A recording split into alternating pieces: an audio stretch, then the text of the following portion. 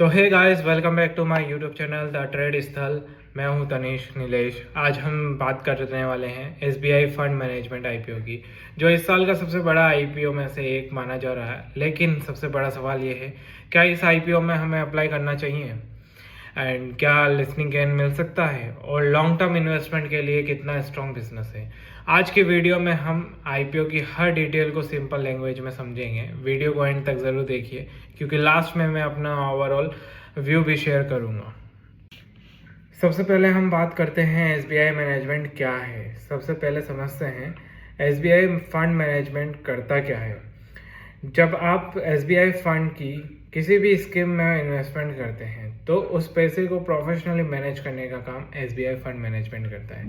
Company mutual fund को manage करने के बदले में मैनेजमेंट फीस अर्न करती है। इंडिया में एसआईपी और म्यूचुअल फंड इन्वेस्टमेंट हर साल बढ़ रहे हैं, इसलिए एसेट्स मैनेजमेंट कंपनियों के लिए फ्यूचर ग्रोथ काफ़ी अच्छी दिख रही है। आज एसबीआई फंड इंडिया का सबसे बड़ा एसेट्स मैनेजमेंट कंपनी का एक पार्ट है। आईपीओ देख लेते हैं। अब देखते हैं आईपीओ की इम्पोर्टेंट डिटेल। आईपीओ आज ही ओपन हुआ है 14 जुलाई को। आईपीओ क्लोज होगा 16 जुलाई को शाम को 5 बजे तक। तो होपफुली आप सभी 16 तारीख को शाम को 5 बजे से पहले आईपीओ अगर आप भर रहे हैं तो भर दीजिए। प्राइस बैंड रहने वाला है इसका 545 रुपये से 574 रुपये पर शेयर। लॉट साइज इसका रहेगा 26 शेयर्स का एंड मिनिमम इन्वेस्टमेंट लगभग 14,924 रुपये के आसपास रहेगा।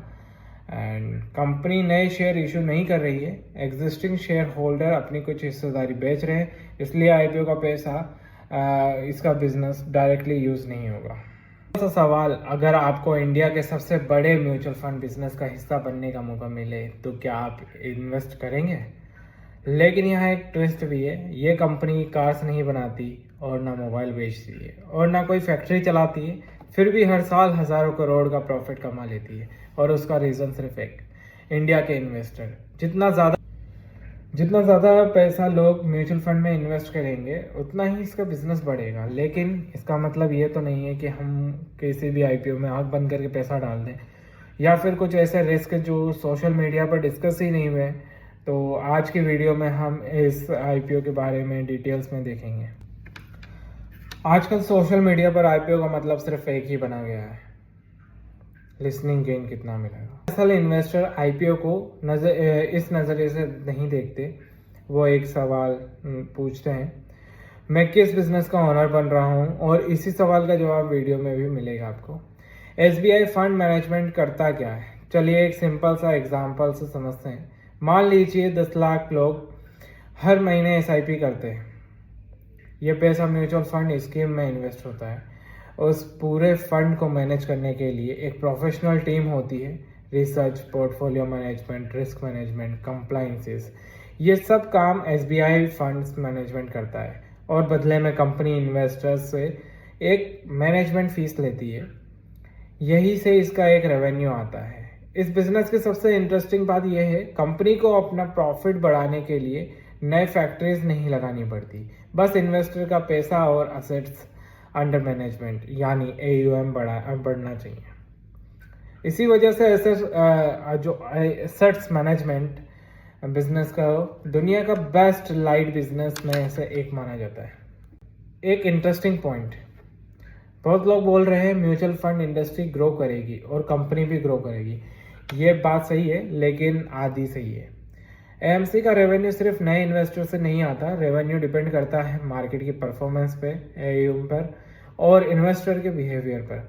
अगर मार्केट 25 से 30% गिर जाए तो AUM भी गिर सकता है और मैनेजमेंट फीस भी इम्पैक्ट हो सकती है। मतलब ये बिजनेस एक्सीलेंट है, लेकिन कंप्लीटली मार्केट साइकिल से इम्यून नहीं है।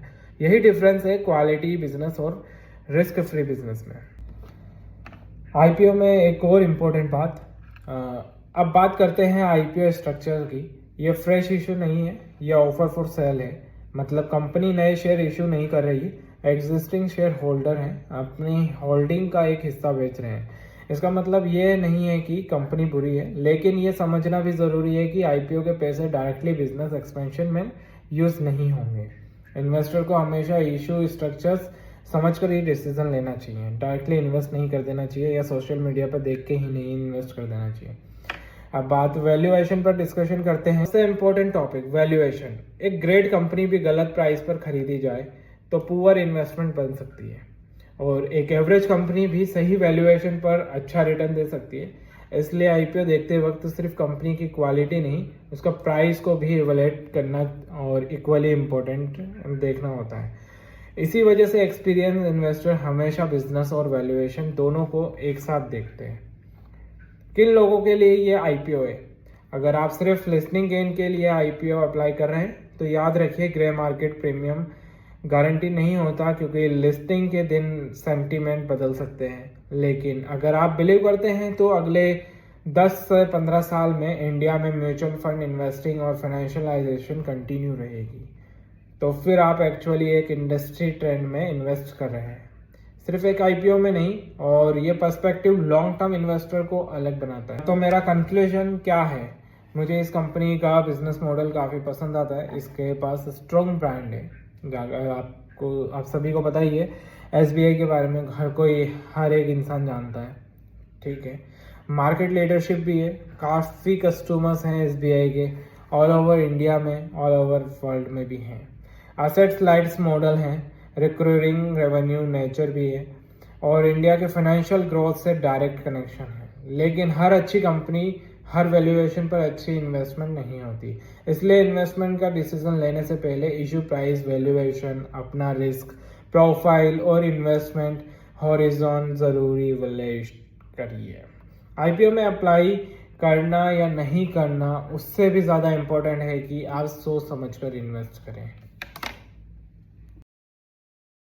अगर आपको ऐसी वीडियो पसंद है जहां हम सिर्फ न्यूज़ नहीं बल्कि बिजनेस के पीछे की स्ट्रेटेजी और इन्वेस्टमेंट माइंडसेट को समझते हैं, तो चैनल को सब्सक्राइब करना ज़रूर करना ना भूलें।